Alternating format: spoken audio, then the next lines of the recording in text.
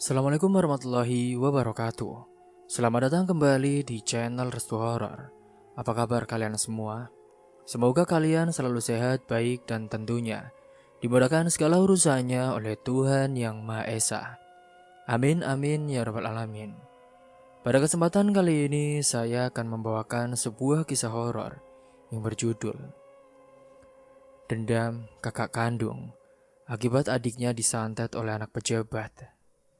Sebelum masuk ke ceritanya, bagi kalian yang baru bergabung di channel kami, jangan lupa klik tombol subscribe dan juga lonceng notifikasinya, agar kalian tidak ketinggalan cerita-cerita menarik dari channel kami. Terima kasih. Tak usah berlama-lama lagi, langsung saja kita masuk ceritanya. Udara senja masih menempel di kulit ketika pintu bengkel ditutup setengah. Bau oli dan besi dingin terasa di tangan Wahyu. Ia melepas sarung tangan murahan yang sudah sobek di ujung jari, lalu mengecek kembali kunci Inggris, menaruhnya rapi. Mas Wahidin mandor yang suaranya berat menepuk bahu Wahyu dengan pelan. "Yo, besok ada motor dinas dari kantor kecamatan. Jangan telat ya," katanya. "Iya mas," jawab Wahyu. Ia menyodorkan kain lap, menyeka sisa minyak di palek yang baru diganti. Bukan pekerjaan berat tapi butuh teliti. Gajinya memang tidak seberapa, namun cukup untuk ikut memperpanjang nafas di rumahnya. Pintu geser ditutup, jalan tanah di depan bengkel berdebu tipis. Di kejauhan, hamparan sawah memantulkan sisa cahaya jingga. Kampung itu tenang, anak-anak masih bermain kejar-kejaran, tanpa ponsel di tangan. Orang-orang ngobrol langsung di beranda. Bukan lewat layar, Wahyu berjalan pulang melintasi pematang sawah yang sudah biasa ia lewati sejak kecil. Siap langkah terasa hafal batu kecil yang menonjol, rumbun ilalang di tikungan dan suara serangga yang muncul satu persatu. Di mulut kampung papan nama desa catnya mengelupas. Rumah-rumah tembok berdiri tidak rapat di antarai kebun pisang dan juga pagar hidup. Lampu-lampu mulai dinyalakan, halaman rumah keluarga Wahyu sudah tampak bersih. Ada jemuran plastik bening untuk membungkus pakaian jadi. Itulah tempat kerja kedua orang tuanya ketika malam tiba.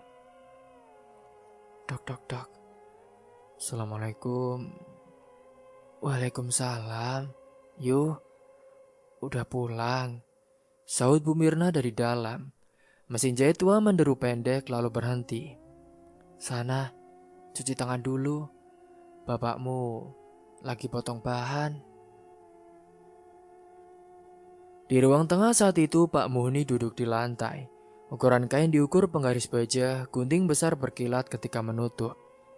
Di sampingnya plastik bening bertumbuk sudah dicap ukuran. Elia, adik Wahyu berseragam abu-abu putih pulang les sore hari itu. Ia baru saja mengganti jilbab dengan yang lebih longgar. "Pak, berapa potong hari ini pak?" tanya Wahyu, duduk membantu melipat kain. "Ya, kurang lebih ada 20. Harganya sih 3.000 satu baju. Dari potong, jahit sampai masuk plastik. Kalau selesai malam ini, besok bapak bisa setoran." Elia menyodorkan biskuit kaleng. "Ini mas, pak, mau. Tadi aku dapat dari Bu RT. Wah, boleh juga nih ya. Gimana El? PR-mu gimana? Udah digarap?" "Besok dikumpulkan mas. Aku tadi pinjam bukunya Sari. Dia doang yang punya. Itu pun bukunya pinjaman guru," gumam Elia setengah cengengesan. "HP-nya masih belum ya mas? Ulangan diumumin di papan, nggak di grup." Wahyu mengangguk saat itu. Di kampungnya, ponsel bukanlah barang yang setiap rumah harus punya. Saat itu, kalau perlu kabar tinggal jalan sedikit dan ketuk pintu. Tidak ada yang heran jika saat itu memang warganya tidak terlalu kaya. "Yo, iya bu, habis maghrib nanti tolong antar 5 baju ke warung tembakau ya. Ini ibunya Salma nitip. Katanya mau dibawa ke kios besok pagi. Yaudah, sekarang aja sekalian lewat, Bu. Jangan, sholat dulu kamu. Sana, sahut Pak Muni. Azan berkumandang memantul pelan dari langgar seberang jalan. Mereka sholat bergantian. Seusai itu, pekerjaan dilanjut. Ritmenya teratur, potong jahit, lipat, masuk plastik. Suara mesin jahit jadi semacam jam dinding. Sesekali terdengar bisik pendek, komentar kecil soal benang yang mudah putus atau jarum yang tumpul. Tidak ada yang tergesa-gesa, tapi tidak ada pula yang santai berlama-lama. Di sela-sela itu, Pak Muni bercerita seperti biasa, yaitu sebuah cerita lama yang tidak pernah benar-benar hilang dari rumah itu. Dulu, si mbahmu itu malam-malam masih lihat padi. Katanya mau jaga dari babi. Namun hujan turun, banyak petir. Orang-orang teriak dari kejauhan. Tapi ya siapa berani keluar? Paginya baru dicari. Saat itu, ketemu di tepi pematang.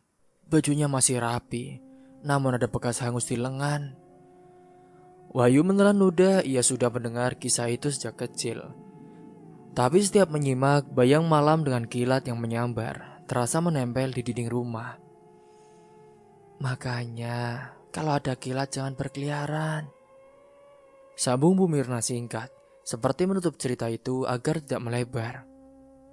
Yowes, Elia, rapikan plastiknya ya. Wahyu, kamu antar titipan sekarang, biar cepat balik. Wahyu berdiri mengambil 5 baju yang sudah masuk plastik. Ia memasukkannya ke dalam tas kain. Di teras, ia mengenakan sandal menatap halaman sebentar. Udara malam bergerak pelan, lampu-lampu di rumah tetangga membuat lorong-lorong cahaya di tanah. Ia melangkah ke arah warung tembakau milik keluarga Salma, yang letaknya 2 tikungan dari rumahnya itu. Warung itu kecil, tapi di sana lengkap. Ada tembakau ranjang, cengkeh, kertas linting, juga gula dan teh. Papan kayu di depan bertuliskan harga-harga. Salma berdiri di balik etalase menyusun timbangan. Wajahnya bersih, kerudungnya sederhana. Ia menoleh saat mendengar langkah kaki itu. Assalamualaikum. Waalaikumsalam. Mas Wahyu.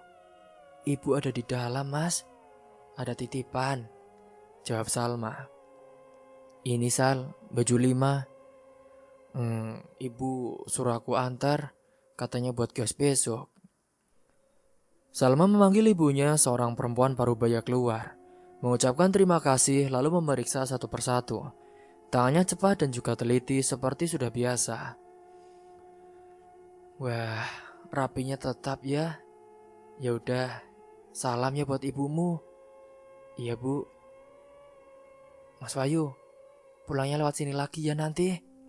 Salma menatap Wahyu sebentar. Enggak ah, lewat jalan sebelah aja. Rumahku kan dekat. Ya wis, jangan lupa ya Mas, bawa nota besok, biar ibu langsung setor. Iya Sal. Dari warung saat itu Wahyu berjalan pulang dengan langkah lebih ringan. Di tikungan, beberapa bapak duduk di kursi bambu mengobrol soal rencana hajatan. Ada yang menyinggung anak gadis tetangga yang akan dilamar pemuda dari RT lain. Tetap saja masih sekampung. Obrolan itu mengalir seperti air, tidak ada yang memaksa, tapi arahnya jelas. Eyo, umurmu saiki berapa? Tanya salah satu bapak setengah bercanda. Umurku 24 Pak. Loh, nunggu apa lagi? Di sini, kalau bisa ya dapat orang sini, biar keluargamu gampang nengok. Itu udah menjadi tradisi, kata bapak itu tertawa kecil. Iya Pak, doain aja ya Pak. Ia pun melanjutkan langkah. Di rumah mesin jahit kembali bersuara. Bu Mirna melirik jam di dinding lalu bergeser memberi tempat untuk Wahyu. Elia sudah menyiapkan kantong plastik yang ditumpuk rapi di kardus bekas mie. Gimana Mas? Ketemu Mbak Salma ya? Iya, kan nganter ke ibunya. Yo, di sini itu perempuan kebanyakan nikah sama orang sini. Kalau cocok, ya dibicarakan baik-baik. Jangan tergesa. Ujar Bu Mirna bukan menekan, hanya mengingatkan kebiasaan yang sudah ada. Pak Muni yang mendengar pun mengangguk. Iya yo, yang penting kamu punya kerja. Biar ikut orang, asal tanggung jawab. Wahyu membantu melipat baju terakhir. Tangannya bergerak tanpa banyak pikir. Tapi di kepalanya ada banyak hal, yaitu bengkel besok, motor dinas yang harus beres, dan Salma yang menimbang tembakau dengan wajah tenang. Iya Pak, Bu, aku paham kok. Yo wis, habis ini mandi makan, terus tidur. Besok kan kamu harus kerja lagi. Sana, kata Pak Muni memecah diam. Pekerjaan malam itu selesai lebih cepat dari perkiraan. Tumpukan baju jadi pindah ke sudut, ditutup kain bersih. Elia membereskan gunting kecil dan jarum yang diletakkan di wadah plastik. Sementara Bu Mirna, ia mematikan mesin, menghela nafas pendek. Di luar beberapa rumah masih menyala, lalu lintas orang mulai sepi. Televisi dari tetangga menyiarkan sinetron yang ceritanya ramainya tidak habis-habis. Wahyu sendiri berdiri di teras sebentar, menatap jalan depan di ujung desa sana. Warung tembakau sudah setengah tutup. Lampu kecil di depannya masih menyala, ia menarik nafas dalam. Bukan karena apa-apa, hanya ingin memastikan semuanya baik-baik saja. Lalu ia masuk kembali, menutup pintu dengan pelan. Suara sendal diurutkan rapi di meja. Ada nasi, sayur lodeh, dan juga tempe goreng. Pak Muni duduk mengajak makan tanpa banyak kata. Malam itu, malam berjalan seperti biasa tanpa kejutan. Suara yang terdengar hanyalah piring, sendok, dan obrolan pendek di antara mereka. Setelah makan selesai, di kamar Wahyu pun menaruh tas lusuhnya, membuka kemeja bengkel dan duduk di tepi kasur. Ia memeriksa tangannya yang masih ada noda minyak. Tidak sakit, namun di luar angin bergerak pelan, membawa suara langkah lewat halaman tetangga. Rumah itu berdiri tenang, menyimpan cerita lama dan pekerjaan yang masih menunggu esok. Singkatnya pada saat itu, menjelang waktu subuh, Wahyu terbangun. Ia berwudu lalu bersiap, ia sarapan singkat bersama Pak Muni dan juga Bu Mirna. Elia masih di kamar menyiapkan seragamnya. Tidak ada obrolan panjang, hanya saling mengingatkan tentang pesanan jahit yang harus diantar sore nanti. Wahyu berpamitan berangkat ke bengkel dengan angka mantap. Di sana Mas Wahidin sudah menunggu, pekerjaan datang berurutan. Sementara di sekolah, Elia menghadapi hal lain. Seorang pemuda bernama Radit sering muncul di depan gerbang. Rambutnya disisir ke belakang, jaketnya tebal, sepatu bersih mengilap. Ia adalah anak pejabat dari luar kampung.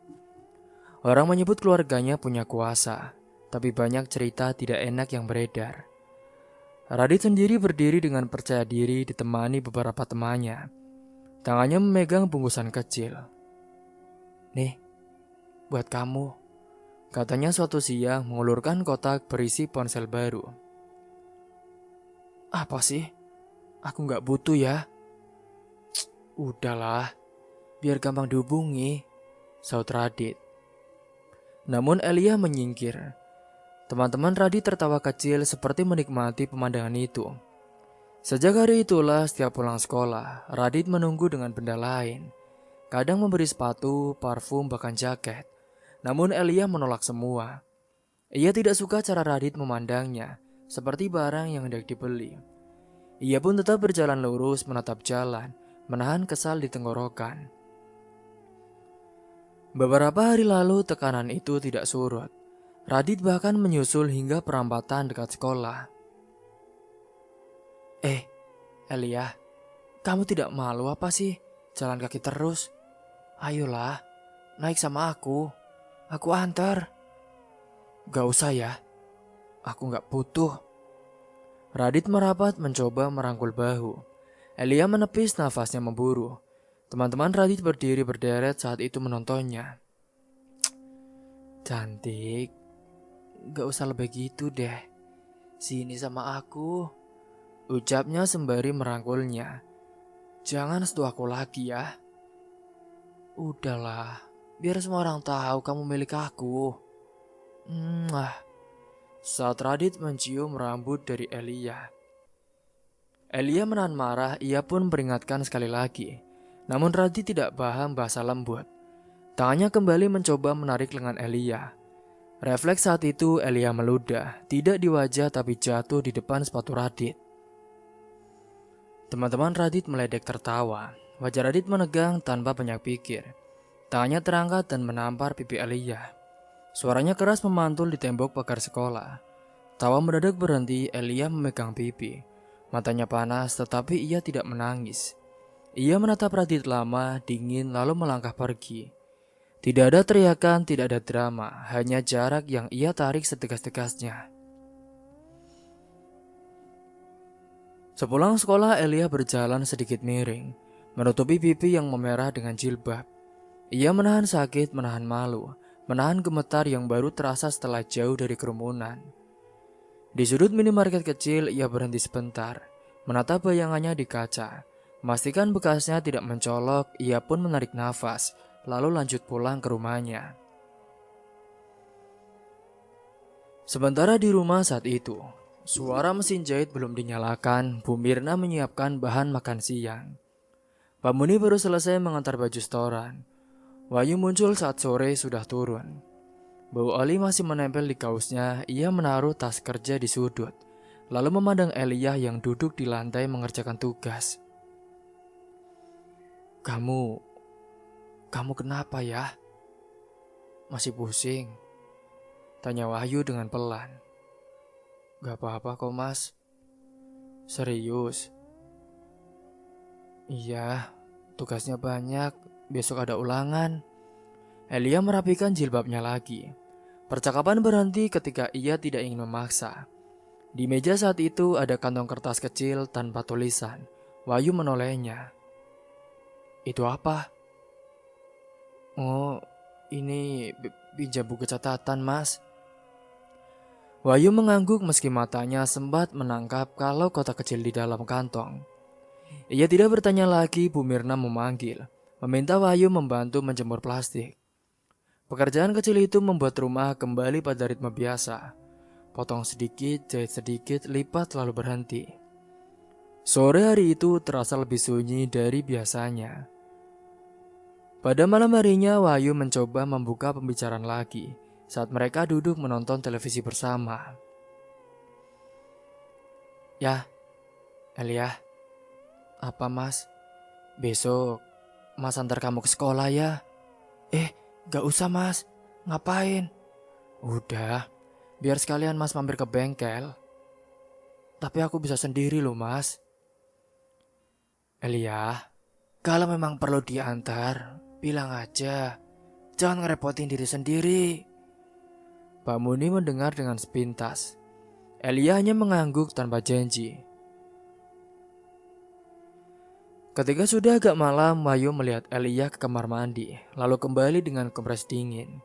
Ia menutup wajah sebentar, Wahyu mendekat, berdiri di ambang pintu. Kamu kenapa, El?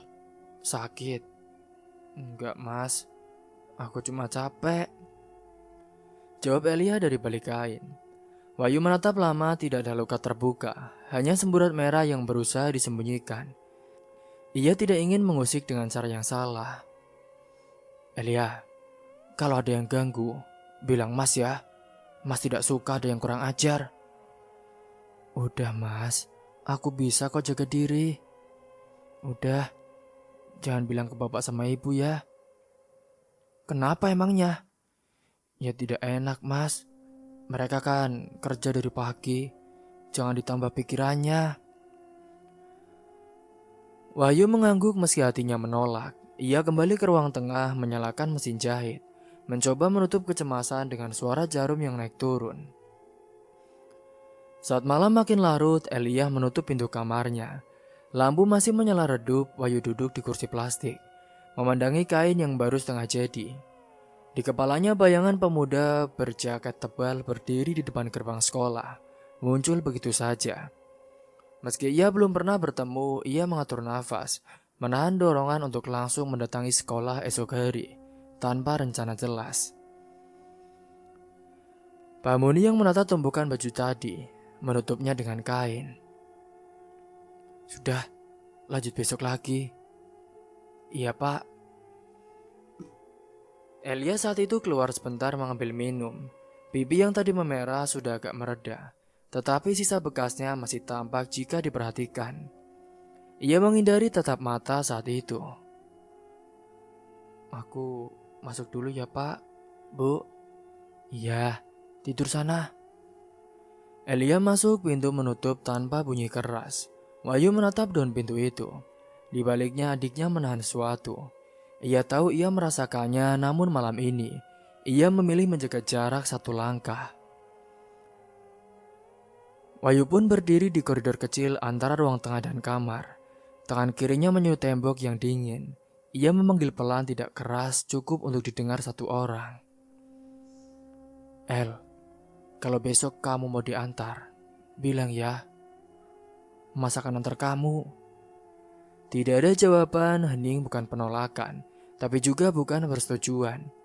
Wahyu menghela nafas, melangkah ke kamarnya, dan menaruh kaos bengkel di kursi. Wahyu mencoba memejamkan matanya dengan pikiran yang masih menahan banyak tanya. Lalu ia berniat berhati-hati mulai besok, demi melindungi adiknya sendiri. Sejak saat itulah Wahyu tidak lagi hanya menunggu cerita. Ia mengikuti langkah Elia dari jarak yang aman. Pagi ia berangkat ke bengkel seperti biasa, tetapi ia mengatur jam istirahat agar bisa melintas dekat sekolah.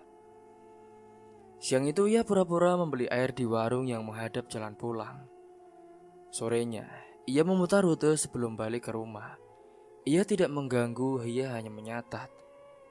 Di depan gerbang sekolah Radit tetap muncul. Namun berbeda dengan sebelumnya, ia tidak lagi ribut, ia hanya berdiri sambil menatap layar ponsel. Berbicara pendek dengan dua temannya.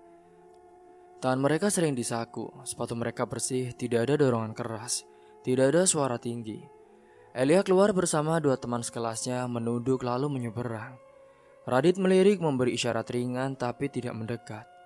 Wahyu berdiri di balik pohon memperhatikan. Ia menyimpan wajah-wajah itu di kepalanya. Beberapa hari berikutnya pola itu sama. Radit selalu ada ditemani dua orang yang sama. Kadang mereka bertiga menepi di kios es, tertawa pelan. Kadang juga Radit sendiri, duduk di atas motor tanpa helm. Elia yang lewat kini menjaga jarak, tidak ada lagi tamparan di depan orang banyak. Tetapi kehadiran Radit tidak berhenti. Wahyu menangkap sesuatu yang berubah. Di sisi lain, setelah ia melakukan pengamatan, di bengkel Wahyu tetap mengerjakan pesanan. Mas Wahidin beberapa kali menegur agar ia tidak terlalu sering melihat keluar. "Yuk, aku lihat-lihat, kamu kok nggak fokus sih? Fokus yuk, kerjaan kita masih banyak di bengkel," katanya. Wahyu mengangguk, tangan bekerja, mata menahan diri. Dan saat jam istirahat tiba, ia izin membeli makanan. Kemudian berdiri sebentar di sudut jalan, memastikan adiknya pulang dengan selamat. Hatinya tidak tenang, tapi ia tahu marah yang meledak tidak akan menyelesaikan apa-apa. Di kampung, Elia mulai lebih sering duduk di teras selepas maghrib. Ia memegang buku, sekali menerima pesan dari seorang pemuda yang rumahnya tidak jauh. Mereka berkabar lewat kertas kecil yang dititipkan teman. Pemuda itu sudah lama dikenal keluarganya. Tidak banyak bicara, pekerjaannya jelas dan masih satu lingkungan. Elia tersenyum kecil ketika membaca pesan-pesan itu. Wahyu melihat itu dari ruang tengah, ia paham. Tradisi di kampung ini bukan hanya kebiasaan. Itu cara orang menjaga agar keluarganya tetap dekat. Di sisi lain, Radit yang masih ingin mendapatkan hati dari Elia, ia memilih jalur lain. Waktu itu, ia tidak ke gerbang sekolah. Ia melaju ke rumah seorang dukun di pinggir desa lain. Lokasinya tidak jauh dari jalan raya, masuk beberapa rumah. Halaman tidak luas, ada pohon mangga tua di sisi kiri. Pintu rumah terbuka di ruang depan. Tikar digelar, rak kayu menempel di dinding. berisi botol kecil, daun kering, dan beberapa batu yang disusun tanpa tulisan. Bau menyan tercium tipis, tidak menusuk. Radit duduk setelah dipersilahkan dukun itu. Lelaki parubaya, rambutnya tipis, matanya tajam. Ia berbicara pelan, tidak berputar-putar. "Kamu mau apa?" "Saya ingin gadis bernama Elia Lulu, Mbah, dan mau diajak nikah setelah lulus sekolah." "Kalau mau dikerjakan, bawa milik yang sering dipakai." "Saya akan minta yang mudah saja. Bawa jilbabnya ke sini. Tapi jilbab yang sering dipakai di rumah, bukan yang sering dipakai di sekolahnya. Tidak usah kotor, asal benar itu miliknya." Radit benar-benar merasa aneh. "Jilbab, Mbah? Apa nggak ada yang lain?" "Udah ikuti saja." "Tapi kalau nggak ada, Mbah?" "Ya cari. Kamu mau tidak?" Radit mengangguk pelan, ia pun menimbang. "Tapi berapa lama kalau bahayanya ada, Mbah?" "Tidak lama. Pasti 1 hari saja setelah bahannya ada, saya kerjakan. Dan 3 hari kemudian, kamu akan lihat hasilnya. Dia pasti akan tergila-gila kepadamu. Jangan pernah cerita ke orang. Ingat, jangan main kasar." Radit berdiri, ia mengeluarkan amplop. Dukun itu tidak menghitung di depan tamu, ia memasukkan ke laci kecil di samping. Lalu mengambil sehelai benang hitam dan mengikatnya pada klip kertas. "Ini, simpan di dompet. Jangan sampai jatuh." Pertemuan selesai tanpa suara lain, Radit keluar ke halaman. Ia menyalakan motor duduk lama sebelum menekan starter. Ia membayangkan rumah Elia, membayangkan pagar, jemuran, dan kebiasaan orang menaruh pakaian bersih di keranjang. Wajahnya tidak puas, ia mengerti. Ini bukan urusan cepat. Gimana ya? Kalau gitu, gua harus ke rumah Elia. Singkatnya di hari yang sama, kini Wahyu semakin yakin bahwa Radit tidak lagi bermain di jalan. Ia melihat Radit tidak muncul 2 kali berturut-turut di gerbang sekolah. 2 temannya juga tidak kelihatan, namun perasaan Wahyu tidak biasa. Ia memikirkan pola baru yang belum ia mengerti. Ia pulang kerja, membantu Bu Mirna melipat baju jadi. Ketika Wahyu sedang duduk di teras, Salma datang mengantar pesanan tembakau. Membawa nota kecil, obrolan mereka lebih hangat dari biasanya. "Mas, ini pesanannya. Makasih ya, kemarin udah bantu antar," kata Salma. "Iya, sama-sama ya. Besok aku juga lewat lagi kok, sekalian lihat kiosnya." Di sisi lain saat itu, pagi-pagi berikutnya mengalir seperti biasa. Pekerjaan yang dilakukan dari bengkel, setoran jahit, dan Salma yang mampir sebentar mengantar nota.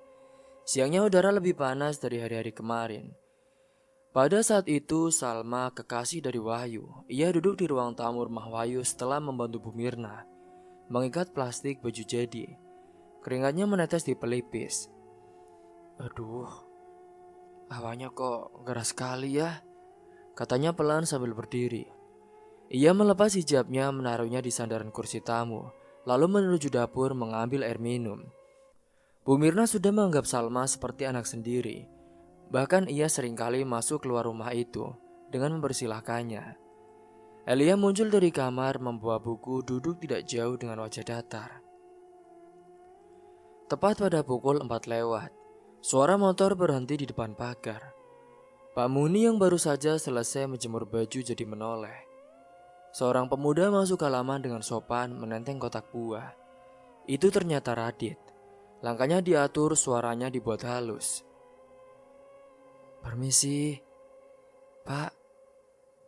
Saya Radit, teman sekolahnya Elia," ucapnya sembari menunduk sedikit.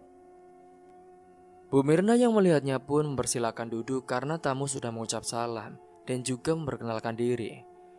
Etika di rumah itu jelas, tamu yang sopan tetap tamu. Radit duduk di kursi tamu, tepat di samping hijab yang tadi ditaruh oleh Salma. Elia menatap singkat lalu merunduk. Ia jelas malas menanggapi lelaki itu. Ngapain sih dia kesini? So asik banget deh. Jangan sampai ya, kalau dia bilang mau ngajak jalan aku. Gumam Elia saat itu. Sementara Salma yang baru keluar dari dapur menahan tatap. Ia memilih mundur ke ruang tengah membantu Bu Mirna. Tidak ingin berhadapan lama dengan tamu dari Elia.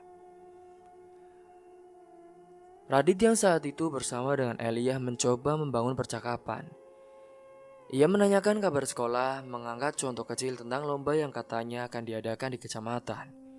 Elia hanya menjawab seperlunya sehingga tidak membuka topik lain. Pak Muni duduk di pinggir mengangguk sekali dua kali agar menjaga suasana tetap netral. Saat itu, beberapa menit kemudian Radit gelisah.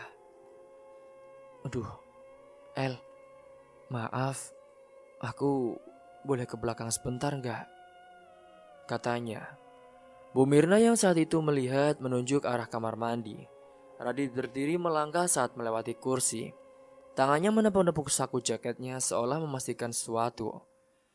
Lalu cepat saja ia mengambil hijab yang disampirkan di sandaran.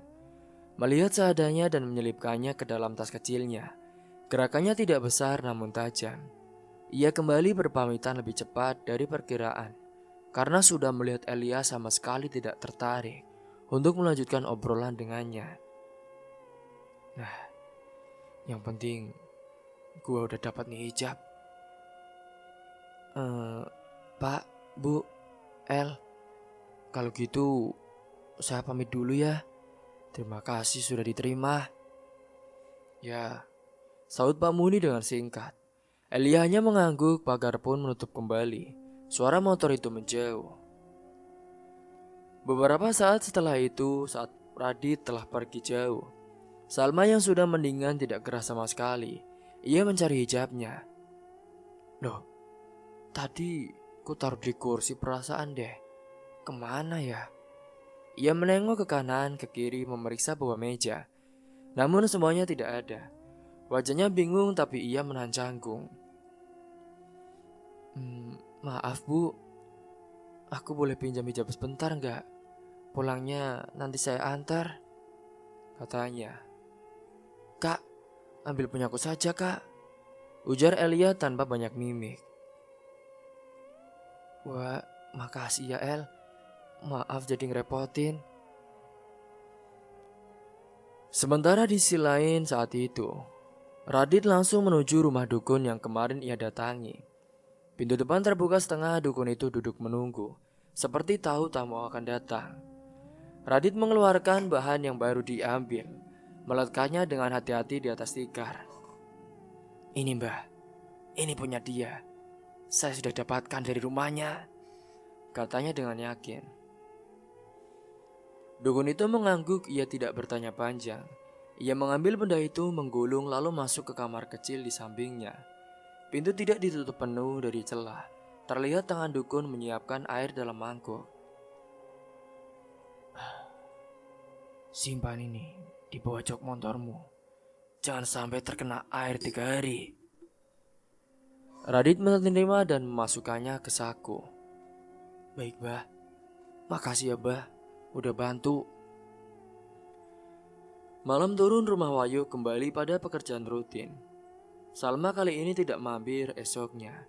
Ia sempat terlihat di kiosnya. Namun wajahnya lebih pucat jika bertemu Wahyu di jalan saja. Salma kini menunduk, menjawab pendek, tidak menatap lama. Ini bukan kebiasaan Salma, biasanya ia tenang dan juga ramah. Di hari kedua, perubahan pun kini tampak semakin jelas. Saat Wahyu menyinggung soal mengantar pesanan, Salma malah menggeleng tanpa alasan. Suaranya pelan seperti hilang tenaga. Ada apa sih? Udah deh mas, aku capek, katanya. Di hari ketiga, kini Salma datang ke rumah Wahyu bukan dengan nota atau pesanan. Ia ke sana berdiri di halaman menatap pintu. Menunggu ketika Wahyu keluar, Salma berkata tanpa menyiapkan kalimat panjang. Mas, kita putus. Hah? Kamu ngomong apa sih, Salma? Dari kemarin-kemarin kok kamu aneh sekali sih, ucap Wahyu. Aku tidak enak, Mas. Aku tidak tenang. Aku mau kita putus. Wahyu terdiam saat itu. Ada apa sih? Kok aneh gitu? Salma menggeleng, ia menatap melewati Wahyu ke jalan. Maaf. Ia lalu mundur berbalik berjalan cepat. Bu Mirna yang kebetulan menyapu halaman mengerutkan dahi, tapi ia tidak mengejar. Singkatnya pada sore hari itu, Radit yang sudah merasa bahwa pelet itu pasti manjur. Ia datang lagi ke rumah Elia, ia semakin percaya diri. Ia berdiri di depan pagar memanggil pelan saat itu.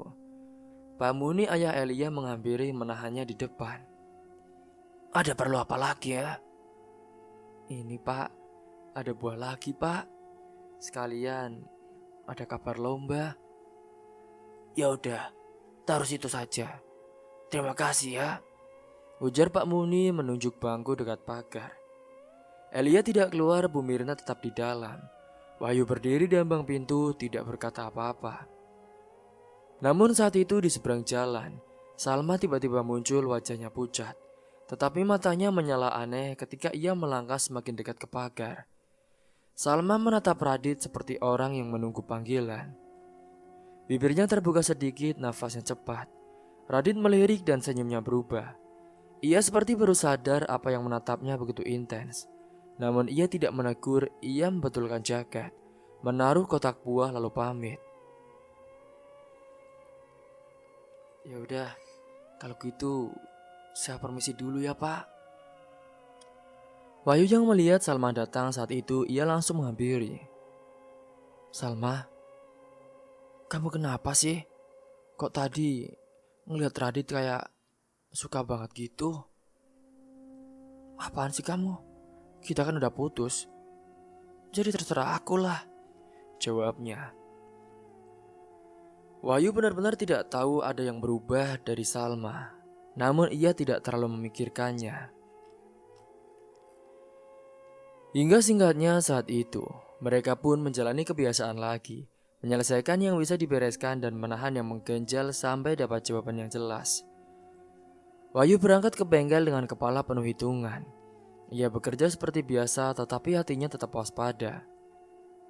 Menjelang siang, Wahyu meminta izin pada Mas Wahidin, bos dari bengkelnya. Mas, saya mau ambil udara dulu ya Mas, 15 menit aja.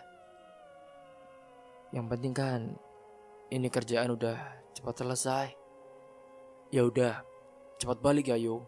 Itu, motor dinas itu masih ada belum kelar. Iya Mas, siap. Wahyu mengangguk dan keluar saat itu. Ia berdiri di sudut jalan. Memandang ke arah sekolah, Elia lewat bersama dua temannya. Di sisi lain dari kejauhan motor Radit melintas dari sekolah. Itu ngapain itu? Dia mau kemana ya? Apa gue ikutin aja ya? Gumam Wahyu saat itu. Dan benar saja Radit ternyata berhenti di rumah dukun yang pernah Wahyu dengar dari bisik-bisik orang. Pintu setengah terbuka, Wahyu menurunkan kecepatan, lalu mematikan mesin. Ia berdiri di balik pagar tetangga, cukup untuk menangkap percakapan saat itu. Bah, kenapa kok hasilnya begini, Bah? Gadis yang aku incar ini masih saja cuek denganku. Malahan, yang sekarang ada perubahan dan cinta. Pacar dari kakaknya, Mbah. Lah kamu kemarin, itu hijab siapa? Jangan-jangan itu milik dari pacar kakaknya itu. Gadis yang kamu incar. Aku yakin, Mbah, itu milik Elia. Ya tapi pas kemarin sih memang ada pacar dari kakaknya sih, Mbah. Kalau ini milik perempuan yang sering memandang kamu dari kios, Itu bisa jadi alasannya. Wahyu menegang, jantungnya mengadang dada. Ya, terus kalau saya mau lepas sekarang gimana, Mbah? Saya nggak mau ya, Mbah, disukai sama orang lain selain Elia. Tidak bisa. Semuanya sudah terikat pada pemilik benda. Airnya sudah saya gunakan dan jalan sudah terlanjur dibuka. Tapi Mbah, apa tidak ada cara lain? Tidak ada. Wahyu mundur setapak, nafasnya naik turun. Ia menahan diri agar ia tidak menerjang masuk. Ia menunggu sampai Radit benar-benar keluar. Bajingan. Jadi, selama ini dia mempelet Salma. Benar saja dia putus. Setelah mendengar semua itu, kini Wahyu yang benar-benar sudah mengejar Radit. Ia akan mencoba mendatangi dukun itu. Pada 2 hari kemudian di sore hari itu yang sama, Wahyu tidak tahan, ia kembali ke rumah dukun. Pintu tertutup tetapi ada suara dari dalam. Ia mengetuk, dukun keluar menatap Wahyu dari atas ke bawah. Mengenali ia bukanlah tamu yang sama. Ada apa? Hari ini saya tidak terima tamu ya. Bah, seseorang terkena dampak dari barang yang salah. Tolong saya minta lepaskan. Tidak bisa. Benda yang dibawa sudah digunakan. Itu merusak orang, Bah. Lakukan jalan lain kalau mau menolong. Wahyu berdiri beberapa detik menatap pintu yang tertutup rapat. Ia pun kembali ke bengkel menuntaskan motor dinas dengan tangan yang terasa berat. Mas Wahidin melihat wajahnya berubah, tapi ia tidak bertanya. Setelah kemarin Radit meminta dukun itu untuk mengembalikan semuanya. Radit yang sudah ngeyel dan memaksa, akhirnya Mbak Dukun itu mencoba untuk melepaskannya. Namun yang terjadi saat ini, Salma malah menjadi orang yang seperti gila. Ia stres, bahkan sedikit tidak waras dan tidak pernah mandi lagi. Saat itu, Wahyu yang ingin menyelamatkan Salma, kekasihnya, ia benar-benar mencoba segala cara. Aduh, Salma kemana ya? Kok tidak ada sih? Apa aku coba ke rumahnya ya? Salma. Namun tidak ada jawaban. Ia yang penasaran melangkah ke ruang dalam. Di sana ia menemukan Salma rebah di lantai miring. Di sisi tubuhnya ada pisau dapur yang terjatuh. Lantainya bernoda darah, wajah Salma pucat pasi. Nafasnya sangat tipis. Sal, kamu kenapa Sal? Ya Allah. Wahyu berlutut, suaranya pecah. Ia tidak melihat detail luka, tidak menggambarkan. Tahan ya Sal, tahan dulu bentar. Aku bawa kamu ke rumah sakit. Tetangga mendengar teriakannya dan berlari masuk. Seseorang menelpon ambulan desa. Ibunya Salma datang terburu-buru menjerit dengan pelan. Lalu jatuh terduduk, orang-orang bergerak. Ada yang mengambil kain bersih, ada juga yang membuka jalan agar mudah diangkat keluar. Semua dilakukan cepat dan juga jelas, tanpa teriakan berlebihan. Ketika sampai di puskesmas saat itu, dokter keluar beberapa menit kemudian. Wajahnya datar dan juga lelah. Ia menyampaikan kabar yang tidak ingin didengar oleh siapapun. Maaf semuanya ya Pak, Bu. Salma tidak selamat. Ibunya yang mendengar itu, ia langsung melorot. Memeluk lutut, terisak singkat lalu mematung. Wahyu menahan diri agar tidak memecah ruangan dengan amarah. Bajingan, ini semua gara-gara ulah si Radit itu. Malam tiba, jenazah Salma dibawa pulang. Tetangga berdatangan, doa dibacakan. Tidak ada hiruk pikuk, hanya orang-orang mengantar dengan hormat. Bu Mirna dan Pak Muni ikut membantu yang bisa dibantu. Ketika semua orang mulai pulang, Wahyu berjalan pulang dengan langkah tegak. Di rumah ia duduk di kursi menatap tangan yang masih bergetar. Ini gak bisa dibiarkan. Radit harus mati. Wahyu menarik nafas panjang di dalam dadanya. Amarah dan duka menumbuk jadi satu. Ia menatap pintu yang terkunci, mendengar rumah menurun ke heningannya. Malam itu, ia tidak tidur lama, ia duduk lama di teras, memandang jalan yang sepi, menunggu udara reda di kepalanya, dan menyimpan satu keputusan yang tidak ia ucapkan.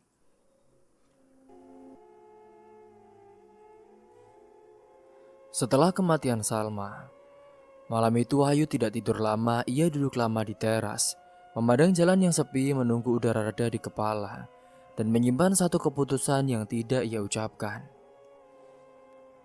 Wahyu tidak lagi bisa menahan amarah yang selama ini ia tekan. Tubuhnya memang hadir di rumah, membantu melipat baju, menyalakan mesin jahit atau sekedar menemani bapak dan ibunya. Tetapi pikirannya hanya berputar pada satu nama, Radit. Keluarganya belum tahu apa yang sebenarnya terjadi dengan kematian Salma. Bahkan Elia, adik kandung dari Wahyu, hanya tahu bahwa Salma meninggal dengan tragis. Tidak ada yang mengaitkan peristiwa itu dengan tamu yang sering berdiri di pagar rumah mereka. Mereka semua menganggap kematian Salma ada hal wajar, akibat penyakitnya yang sudah lama. Namun Wahyu yang tahu penyebab dari kematian kasihnya, ia benar-benar marah dan ingin membalas dendam semua itu. Beberapa hari setelah pemakaman, Radit kembali muncul. Ia datang dengan senyum yang dibuat ramah, membawa buah atau jajanan. Ia bahkan berbicara singkat dengan Pak Muni dan juga bertanya kabar Elia. Tidak ada yang curiga karena ia sopan di depan orang tua. Elia tetap menunjukkan wajah enggannya, hanya menjawab seadanya. Sementara Bu Mirna menilai Radit adalah anak yang terpelajar, bukan orang sembarangan meski jelas anak itu bukan dari kampung. Mereka tidak tahu bayangan hitam yang menempel di belakang kedatangannya. Wahyu berdiri di sudut ruang tamu, menahan diri agar tidak menerjang. Ia menatap Radit dengan mata dingin tapi bibirnya diam. Ia tahu jika ia gegabah maka semuanya akan berantakan. Ia ingin Radit menerima akhir yang lebih kejam dari sekedar pukulan. Ia ingin Radit mati dengan mengerikan, bahkan lebih tragis daripada kasihnya. Dasar bajingan, tunggu saja kematianmu. Kini Radit semakin berani. Ia tidak hanya berhenti di pagar, tetapi beberapa kali nekat masuk dan duduk di kursi tamu. Ia mencoba bercanda, mencoba membangun suasana. Elia menjawab pendek, kadang menunduk, kadang juga masuk ke kamar. Wahyu yang melihat dari jauh merasa dadanya terbakar, namun ia hanya mengepalkan tangan di balik kursi. Pak Muni belum menaruh curiga karena menurutnya semua tamu yang datang dengan sopan tetap dihormati. Wahyu, Elia, jika ada orang bertamu ke rumah, kita harus sopan, jangan kasar pada orang yang bertamu. Itulah adab yang diajarkan oleh simbah-simbah kita dulu. Begitu selalu katanya. Wahyu hanya menahan nafas, menunduk lalu keluar ke halaman agar tidak meledak dengan emosinya.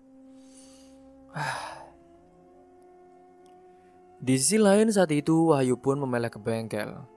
Wahyu tetap bekerja, tangannya lincah membongkar mesin, tetapi pikirannya masih di rumah. Ia tahu Radit tidak akan berhenti. Ia juga tahu dukun yang bekerja sama dengannya tidak akan begitu saja melepas apa yang sudah terikat. Semua itu membuat Wahyu semakin yakin bahwa ia harus memilih langkah. Ia tidak bisa hanya mengandalkan kemarahannya. Ia butuh waktu, kesabaran, dan juga cara agar Radit sendiri yang jatuh di lubang yang ia gali. Suatu sore saat itu, Wahyu sengaja pulang lebih awal. Ia ingin melihat sendiri siapa yang datang. Benar saja suara motor itu berhenti di depan rumah. Radit turun menenteng bungkusan lalu memberi salam. Pak Muni menyambut mempersilahkan masuk. Wahyu duduk di kursi panjang pura-pura membaca koran. Radit meletakkan bungkusan lalu menoleh ke arah Elia yang sedang membantu ibunya di dapur. El, sehat? Tanyanya dengan nada yang sok akrab. Elia hanya mengangguk tanpa menatap. Wahyu melipat koran dengan suara pelan, menaruhnya di meja lalu menatap Radit dengan lurus. Tatapan itu tajam membuat Radit sempat terdiam sepersekian detik. Namun kemudian ia tersenyum lagi, pura-pura tidak peduli. Mas Wahyu, sehat mas? Gimana bengkelnya mas? Rame? Tanya Radit, mencoba basa-basi. Emangnya kenapa kalau rame, ha? Rame atau tidak? Yang jelas, itu masih bisa buat makan untuk wargaku. Jawab Wahyu dengan pendek. Suaranya berat, tidak ada senyum di wajahnya. Radit merasakan ketegangan namun ia tetap bertahan. Duduk beberapa menit sebelum akhirnya pamit. Setelah motor itu menjauh, Wahyu bangkit masuk ke dapur dan berkata lirih pada adiknya. El, jangan pernah percaya satu kata pun dari dia. Ikuti kata-kata Mas. Elia menunduk tidak berkomentar. Bu Mirna yang mendengar pun hanya menghela nafas, mengira Wahyu sekedar cemburu pada tamu yang sering datang. Malam itu Wahyu keluar rumah sendirian. Ia berjalan melewati jalan setapak menuju rumah dukun yang pernah ia lihat dari jauh. Rumah itu gelap, namun ada satu lampu kecil yang menyala di teras. Wahyu tidak masuk, hanya berdiri di kejauhan. Ia mengingat percakapan yang pernah ia dengar. Suara dukun yang berkata ikatan itu tidak bisa dilepas masih jelas di telinganya. Wahyu mengepalkan tangan menahan diri agar tidak masuk dan membuat ribut. Ia pun memilih kembali ke rumah, menatap wajah Elia yang tidur dengan tenang, dan berjanji pada dirinya bahwa ia tidak akan membiarkan adiknya menjadi korban berikutnya. Hari-hari berikutnya Radit terus datang. Semakin lama ia semakin percaya diri. Kadang ia datang sore, kadang malam, dan alasan baru pulang dari luar kota. Setiap kali itu terjadi, Wahyu semakin membulatkan tekad. Ia tahu keluarganya belum sadar siapa sebenarnya Radit. Ia tidak akan menjelaskan sekarang. Ia ingin bukti yang jelas. Ia ingin saat semua terbuka, Radit tidak punya jalan untuk lari. Namun diam-diam Wahyu mulai menyiapkan langkah. Ia memantau, mencatat, dan menunggu saat yang tepat. Dalam diam itu, amarahnya semakin tumbuh dan ia tidak lagi sekadar ingin melindungi. Ia ingin membuat Radit hancur dengan caranya sendiri. Tidak peduli siapa Radit dan siapa dia, anaknya siapa. Seiring berjalannya waktu, ia tidak lagi sekadar ingin melindungi. Dengan tekad, Wahyu pun mulai menyusun langkah ketika motor dan jaket tebal itu muncul. Wahyu melambaikan tangan menahan kendaraan itu untuk berhenti. Wajahnya datar, ucapannya tenang, seolah tidak ada apa-apa yang pernah terjadi. Dit, kita ketemu baik-baik yuk. Nanti aku ajak Elia biar jelas. Malam ini ya, kata Wahyu. Radit menatap curiga namun rasa percaya dirinya tampil duluan saat itu. Di mana mas? Udah, tempat yang enak aja. Aku ingin kamu datang ya. Nanti aku Sherlock. Radit tersenyum tipis saat itu menegakkan dahu. Kalau Elia ikut, aku datang deh mas, kemanapun itu. Ia menghela nafas pendek berpura-pura santai. Jangan aneh-aneh ya, aku anak orang terpandang loh. Sudah, kamu datang saja, nanti aku bawa adikku. Mereka sepakat bertemu selepas Isya. Wahyu pulang sebentar berpura-pura memperbaiki baut pintu, lalu pamit ke bengkel dengan alasan ada customer yang minta cek cepat. Ia tidak membawa siapapun, Elia tetap di rumah bersama ibu dan bapaknya. Saat Wahyu menyalakan motor menuju rumah dukun itu lebih awal untuk memastikan lokasi dan menutup celah saat Radit kabur ke arah lain. Lampu teras rumah dukun menyala redup, pintu tidak terkunci. Dukun itu duduk bersila, punggungnya tegak, memperhatikan Wahyu masuk dengan langkah terkendali. Mau apa lagi kamu? Sebentar lagi ada tamu, Mbah. Saya mau kamu dengarkan. Tak lama saat itu suara motor berhenti di halaman. Radit masuk dengan senyum yang dibuat ramah. Elia mana mas? Duduk dulu kamu. Dia menyusul. Aku ingin dengar penjelasanmu di depan orang ini. Penjelasan apa, Mas? Aku kan tamu baik. Keluargamu sendiri yang menerima aku. Wahyu tidak menimpali, ia menoleh ke arah dukun. Bah, jelaskan yang Anda bilang waktu itu. Dukun menatap bergantian saat itu. Saya sudah bilang ke tamu ini, barang yang dibawa bukan milik gadis yang ia sebut. Proses sudah jalan untuk pemilik barang yang sebenarnya. Radit menahan nafas persekian detik, lalu memutar bola matanya. Aku tidak paham, Mbah. Jangan main tuduh. Wahyu bersandar sedikit ke depan. Kamu ambil hijab di kursi tamu rumahku kan? Aku dengar semua ya, Dit. Kalau kamu melakukan guna-guna untuk menyantet Elia kan? Kamu tahu, barang yang kamu ambil itu punya pacarku dan dia sekarang udah mati akibat penyakit yang aneh semenjak kamu lakukan guna-guna santet itu. Jaga mulutmu ya, Mas. Kamu kira kamu siapa? Kamu kerja ikut orang. Bapakku pejabat loh, orang terkenal di kecamatan. Anak buahnya juga banyak. Kamu jangan cari mati denganku, Mas. Wahyu memandangi Radit tanpa berkedip. Aku gak pernah takut status orang ya. Aku cuma mau kamu ngomong jujur, Dit. Radit bangkit separuh mencondong ke arah pintu. Kalau tak ada Elia, aku pulang. Besok aku datang lagi ke rumahmu. Biar bapak ibumu dengar siapa yang kamu sebenarnya. Ucapan itu seperti mematik sesuatu di dada Wahyu. Ia berdiri perlahan menahan jarak agar tidak benar-benar tampak seperti menyerang. Dasar bajingan. Aku bawa kamu ke sini supaya kamu gak bisa ngeles. Ngaku cepat. Ucapnya setelah memukul keras perut Wahyu. Aku tinggal bilang satu kata ya. Hidupmu merepot. Kamu mau coba? Tidak ada teriakan, tidak ada ancang-ancang panjang. Wahyu maju satu langkah dan menghantam perut Radit dengan satu pukulan pendek, namun kembali penuh tenaga.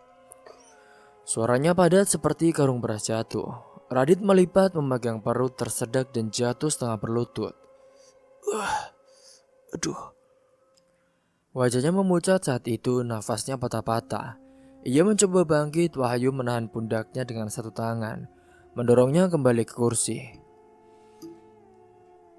Aku gak takut kamu anak pejabat ya. Kamu udah bunuh anak orang. Jangan bermimpi ancam-ancam keluargaku lagi. Cepet ngaku. Radit menatap dengan mata berair, menahan sakit. Sial. Iya, aku yang minta tolong. Aku cinta sama adikmu, Mas. Aku mau dia sama aku setelah lulus dan nikah. Aku gak tahu aku salah ambil barang. Aku kira itu milik dia. Puas kamu.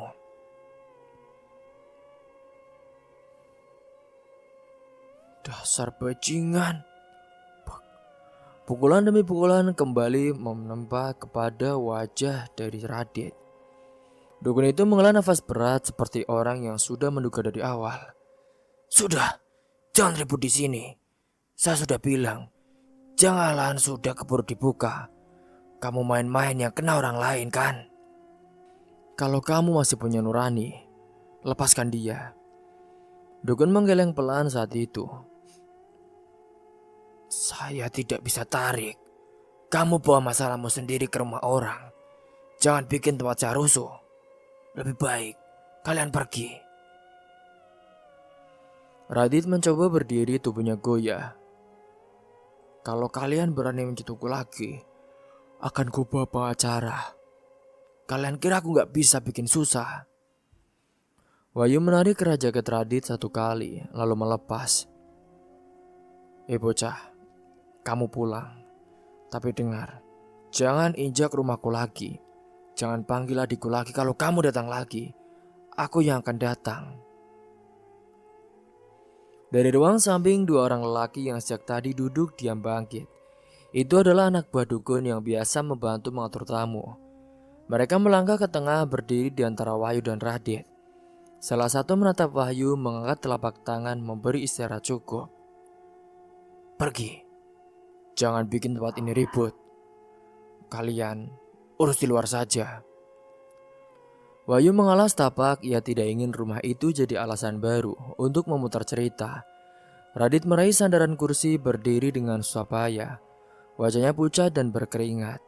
Ia tertatih ke pintu lalu keluar dengan langkah panjang yang dipaksakan.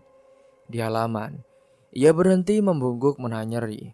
Kemudian menekan alarm mobil yang saat itu diparkir di pinggir jalan oleh temannya yang sudah ia hubungi. Siganya saat itu sampainya di rumah. Wahyu menaruh motor tanpa suara agar tidak membuat orang tua bertanya. Di ruang tengah Bu Mirna sedang menata baju jadi.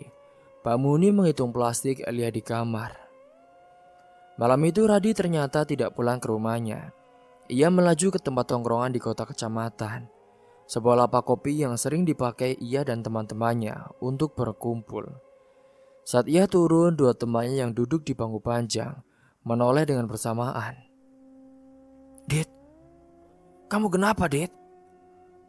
Gak apa-apa, cuma jatuh aja nih gua. Bohong, wajahmu kayak orang habis dibanting kok. Jatuh dari mana lo? Udah, ada urusan. Dengan siapa, Dit? Cepet ngomong, biar kita hajar bareng-bareng.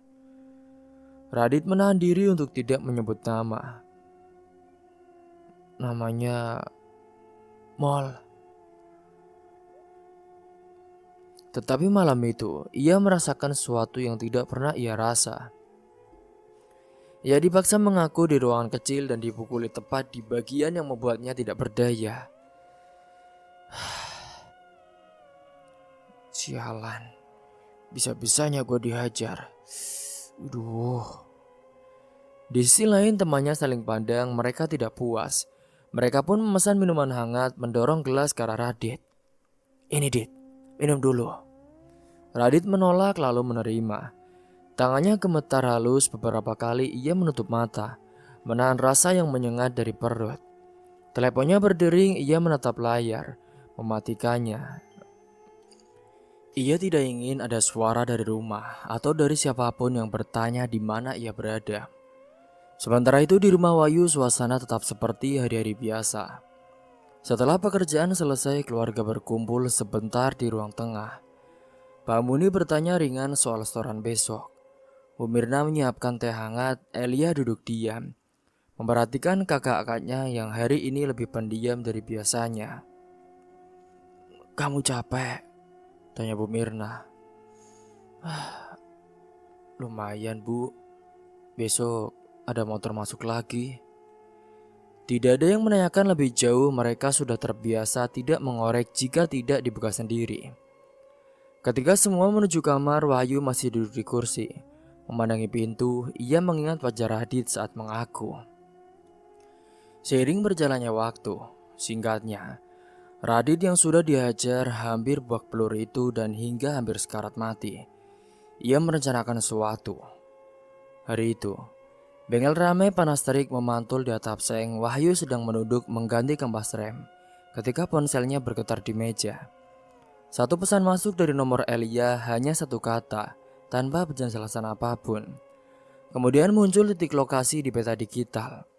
Titik itu berada jauh dari desa di arah hutan tua, tempat villa peninggalan Belanda yang berdiri. Setelah itu, sinyal berhenti, pesan terakhir terkirim pukul 1:30 siang. Jantung Wahyu langsung naik, ia menjatuhkan kunci pas, menghapus minyak di tangannya dan menatap layar itu lama. Rasa dingin menjalar dari tengkuk ke dada. Ia menatap sekali lagi titik merah di layar, memastikan tidak salah baca. Lalu berlari keluar bengkel. Saat itu Mas Wahidin sempat memanggil tapi Wahyu tidak menoleh. Ia langsung menyalakan motor dan melesat. Debu menutupi jalan di belakangnya. Sepanjang perjalanan pikirannya kosong, ia hanya menatap garis jalan dan mengulang dalam kepala. Elia, tunggu, kamu kenapa sih? Aduh, ia tidak tahu apa yang menunggunya di sana, tapi firasatnya buruk. Beberapa kilometer kemudian hutan pun mulai rapat. Udara jadi lembab, jalan menanjak dan berkerikil. Di ujung sana ia melihat mobil hitam berhenti miring di tepi jalan. Pintu belakang terbuka, Wahyu mematikan motor. Langkahnya cepat tapi hati-hati. Ia mendekat, menatap ke dalam mobil saat itu. Di jok belakang ia melihat itu ada tas Elia yang tergeletak. Terbuka separuh, isinya berantakan, ponsel pecah di lantai. Layarnya retak tetapi masih menyala redup dengan sinyal terakhir titik lokasi. Dari arah atas terdengar suara tawa yang pelan lalu terputus. Seperti ada yang tergesa masuk ke dalam bangunan. Dit, akhirnya kita semua bisa menikmati tubuh dari Elia. Boleh juga nih, udah cantik. Iya, ini juga balas dendam gua. Karena semalam gua dihajar oleh kakaknya. Raisain saja. Itu salah lo sendiri ya. Lo udah nolak gue. Dasar perempuan sok suci. Cuy. Ucap Radit saat itu. Wahyu yang saat itu di bawah, ia pun langsung masuk dan menuju ke lantai atas. Villa itu besar tapi lapuk, catnya mengelupas. Jendelanya banyak yang pecah. Wahyu menahan nafas mendekati pintu. Begitu ia menendangnya, engsel kerakatan menjerit, bau menyengat bercampur debu dan alkohol menyeruak keluar. Langkahnya mantap, mata menelusuri setiap ruangan. Di tengah ruang utama, ia melihat sesuatu yang membuat tubuhnya membeku. Elia sudah tergeletak di lantai, tubuhnya tak berdaya. Pakaiannya berantakan, nafasnya tersenggal. Matanya setengah terbuka, memandang kosong ke arah pintu saat itu. Di kemaluannya, ada darah yang tercecer di roknya. Ya Allah, El, kamu kenapa El? Wahyu berlari mendekat menutupi tubuh adiknya dengan jaket yang ia kenakan. Air matanya langsung jatuh tapi tangannya bergetar menahan amarah. Elia, dengar Mas ya. Ini Mas Wahyu. Dengar suaraku ya. Kamu sabar. Katanya terbata menepuk pipi adiknya dengan pelan, yang saat itu masih setengah pingsan. Elia menggigit bibir, suaranya nyaris tak keluar. Mereka di belakang Mas. Wahyu menoleh dari koridor.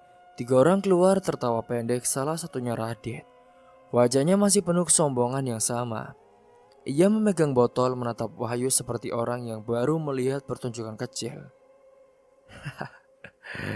Wahyu, lo harinya datang juga. Bagus, katanya datar setengah menertawakan. Wahyu tidak menjawab, ia menunduk memastikan nafas Elia masih ada. Lalu berdiri dengan perlahan. Kamu bawa adikku ke sini. Dan kamu lalu memperkosanya. Dasar bajingan. Suaranya serak tapi dingin. Radit menyeringnya saat itu. Yo, dia yang mau ikut. Lagian, apa salahnya sih bersenang-senang sedikit? Ya enggak guys? Ucap Radit bersama teman-temannya. Iya Dit, tubuhnya enak juga ya. Udahlah Yo. Udahlah El, jangan sok suci. Dunia gak berhenti buat orang sepertimu. Wahyu menatap lurus tanpa berkedip. Kamu sudah hancurkan hidup orang yang gak salah apa-apa ya Dit. Kamu pikir kamu bisa menyentuhku? Aku anak pejabat. Kalau kamu mau masukin aku kantor polisi, gak bakal bisa. Ayahku uangnya banyak. Kamu cuma menteri kampung. Kata-kata itu membuat dunia di telinga Wahyu bergeser.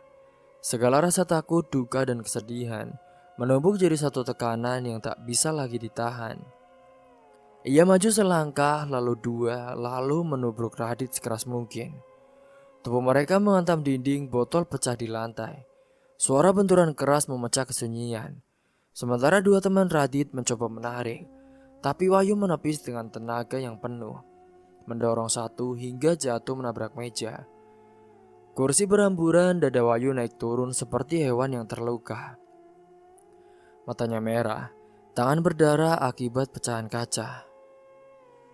Dasar, bajingan lo, rasain ini.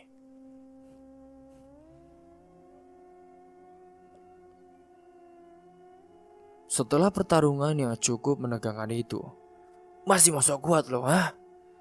Radit memaki berusaha bangun sambil memegang perutnya yang masih belum sembuh dari pukulan sebelumnya. Lo pikir lo jago? Wahyu menghantamnya sekali lagi, lebih keras. Kali ini bahkan ia memukulnya dengan kayu yang cukup besar. Suara tulang dan jeritan bercampur di udara. Tidak ada teknik, tidak ada rencana. Hanya kemarahan murni dari seorang kakak yang kehilangan segalanya. Dua temannya kabur keluar villa panik, hanya Radit yang tersisa, merangkak ke arah pintu sambil memegangi perut. Wahyu mengejarnya, menarik kerah bajunya, menyeretnya kembali ke tengah ruangan. Dasar anjing lo. Pukulan demi pukulan saat itu dilemparkan dengan keras. Mas Wahyu, ampun mas, ampun, ucap Radit, mencoba menangis saat itu.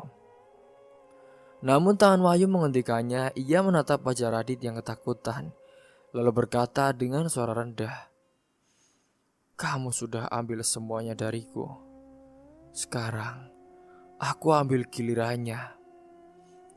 Teriakan itu menelan udara setelahnya. Hanya sunyi. Burung-burung di luar berterbangan di lantai, pecahan kaca dan darah bercampur lumpur. Wahyu berdiri, nafasnya berat menatap tubuh Radit yang sudah tak bergerak. Dadanya naik turun tapi matanya kosong. Ia tidak berteriak, tidak menangis. Ia hanya menunduk dan menutup mata adiknya yang masih menggigil di sudut ruangan. Ia membawang Elia keluar pelan. Langkahnya berat tapi pasti. Beberapa menit kemudian saat itu, suara siren polisi terdengar dari kejauhan. Rupanya salah satu warga yang mendengar keributan di hutan melapor. Ketika mereka tiba, mereka menemukan Wahyu duduk di anak tangga villa, memeluk Elia yang sudah tertutup jaket. Tangannya berdarah, wajahnya penuh debu. Ia tidak melawan ketika dua petugas menghampirinya. Salah satu polisi berlutut di depannya berkata dengan pelan, ada apa ini? Ada yang mati di dalam. Saya tahu. Elia digendong oleh petugas medis ke dalam mobil ambulans. Wahyu pun menatap punggung adiknya sampai pintu tertutup. Polisi memborgol tangannya dengan hati-hati. Tidak ada perlawanan, tidak ada peringatan. Hanya langkah pelan menuruni tangga dan suara rantai borgol bergesek dengan logam. Di perjalanan saat itu ke kantor polisi, Wahyu menatap jendela mobil. Hutan berganti dengan ladang.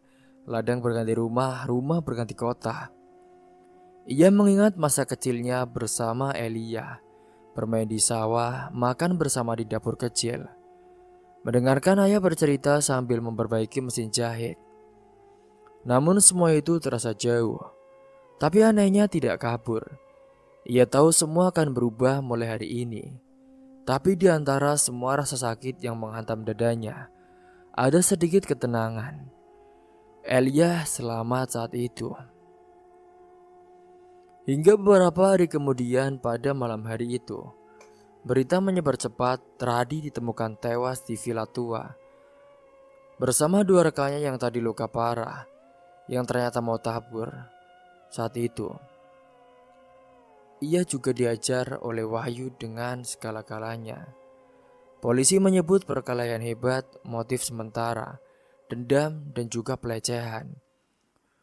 Keluarga Radit datang dengan pengacaranya, menuntut proses hukum. Bisa geger. Ada yang menyalahkan Wahyu, ada juga yang diam-diam menganggap perbuatannya pantas. Sementara di rumah, Bu Mirna menangis tanpa henti. Bu, sudah, jangan nangis terus. Ini kan udah konsekuensinya dalam hidup. Sabar, Bu.